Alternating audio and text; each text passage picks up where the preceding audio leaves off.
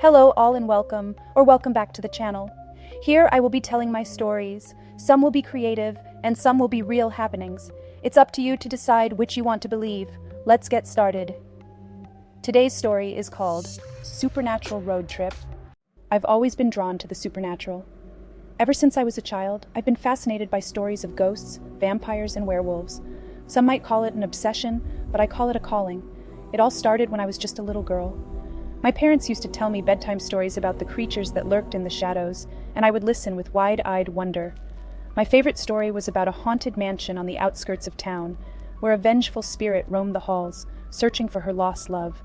As I grew older, my fascination with the supernatural only deepened. I devoured books on the subject, watched every paranormal TV show I could find, and even joined online forums dedicated to discussing the unexplained, but I always felt like something was missing. I wanted to experience the supernatural for myself. One summer, I decided to embark on a road trip to explore some of the most haunted places in the country. I packed my bags, said goodbye to my skeptical friends, and set off on my adventure. My first stop was a small town in Louisiana, rumored to be home to a clan of vampires. The stories were chilling, but I was determined to uncover the truth.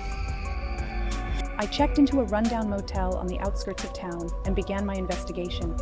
Late one night, as I wandered the deserted streets, I heard whispers in the shadows.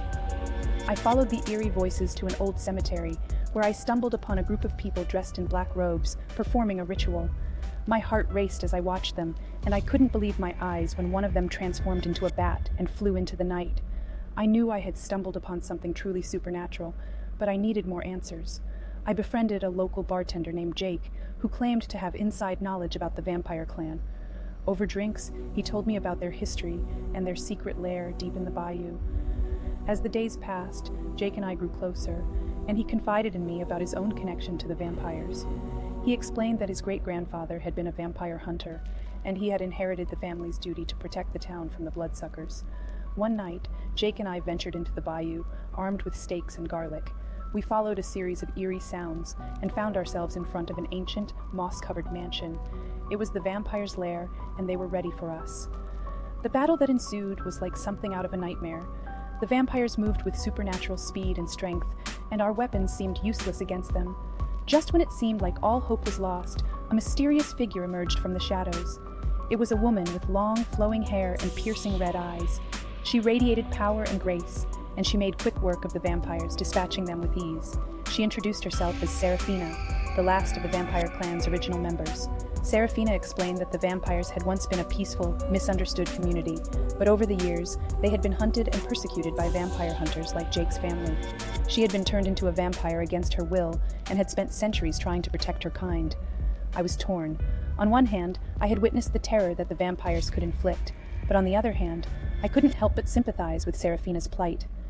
She offered me a choice, to join her and learn the ways of the vampires, or to continue my quest as a vampire hunter.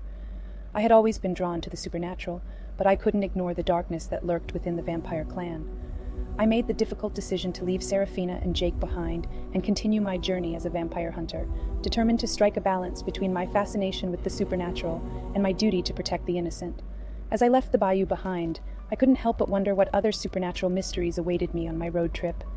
Little did I know that my adventures were far from over, and that the darkness I had encountered in Louisiana was just the beginning of a much larger and more terrifying supernatural world. My next destination was a remote village in the mountains of Romania, where locals spoke of a cursed forest inhabited by creatures straight out of nightmares. The forest was known as the Shadowed Grove, and it was said that those who entered never returned. I arrived in the village and quickly found myself in a dimly lit tavern, filled with weathered faces and whispered tales. The locals spoke of a creature known as the Leshy, a forest spirit with the power to manipulate the minds of those who venture too deep into the Shadowed Grove. One evening, as I sat by the fire, nursing a glass of warm, homemade brandy, an old man approached me. He introduced himself as Stefan and claimed to have encountered the Leshy many years ago. His eyes were haunted as he recounted his experience. Stefan told me that he had entered the Shadowed Grove as a young man, seeking to prove his courage. But the deeper he ventured, the more he felt the forest closing in around him. Strange illusions and voices plagued his mind, and he lost all sense of direction. It was then that he came face to face with the Leshy, a towering figure with gnarled limbs and eyes that glowed like embers. The creature spoke to him, promising to show him the secrets of the forest if he agreed to serve it. Stefan refused, and the leshy cursed him, leaving him with a scar that never healed. Determined to uncover the truth about the leshy, I asked Stefan to guide me into the shadowed grove.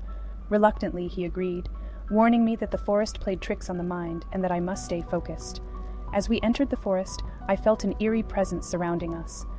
The trees seemed to whisper secrets, and the shadows moved of their own accord. Stefan led the way, but it wasn't long before the illusions began. I saw fleeting glimpses of loved ones long gone, heard voices calling my name, and felt an overwhelming urge to turn back. But I pushed forward, clinging to Stefan's guidance. We reached a clearing deep in the forest, and there, in the dim light, stood the leshy. It was a creature of twisted branches and shifting shadows, its eyes fixing on me with an unsettling intensity. The leshy spoke to me in a voice that echoed through my mind, promising knowledge and power beyond imagination if I would but submit to its will. I could feel its influence tugging at the edges of my consciousness, and I knew I had to resist. With all the strength I could muster, I refused the leshy's offer, echoing Stefan's defiance from years before. The creature let out a bone-chilling howl of frustration, and the forest itself seemed to recoil. Stefan and I fled the shadowed grove, our hearts pounding with fear and exhilaration. We had faced the supernatural, and we had emerged victorious. As we returned to the village, I couldn't help but wonder what other horrors and wonders awaited me on my journey. The road ahead was uncertain, but one thing was clear. I was on a path that would lead me deeper into the heart of the supernatural world, where danger and mystery awaited at every turn, and I was more determined than ever to uncover the truth, no matter the cost. My next destination took me to the mist-shrouded hills of Scotland, where legends spoke of ancient castles haunted by restless spirits. I had heard whispers of a particularly eerie place called Dunhaven Castle, perched atop a cliff overlooking the churning sea. Dunhaven had a dark history. Centuries ago, it was the seat of a powerful clan known for their ruthless ways. It was said that they practiced forbidden dark magic and made pacts with malevolent entities that cursed the castle and its inhabitants for generations. The locals in the nearby village had told me stories of strange lights flickering in the castle's windows at night, and of blood-curdling screams carried by the wind. I couldn't resist the temptation to investigate. I arrived in the village and found a cozy inn where I planned to stay during my investigation. The innkeeper, a grizzled old man named Angus, warned me against going to Dunhaven Castle.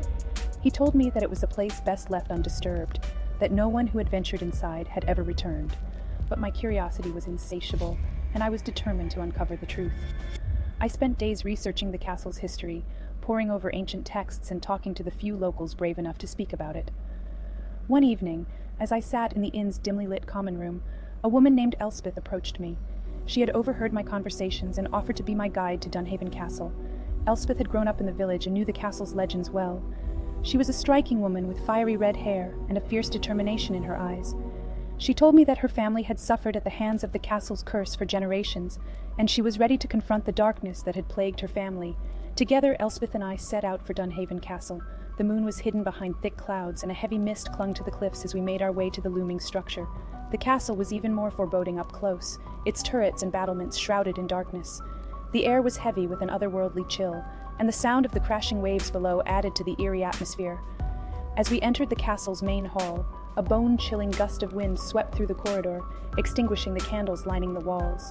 Shadows danced along the stone walls, and I could hear faint whispers in the distance. Thank you for being here. That was all for today.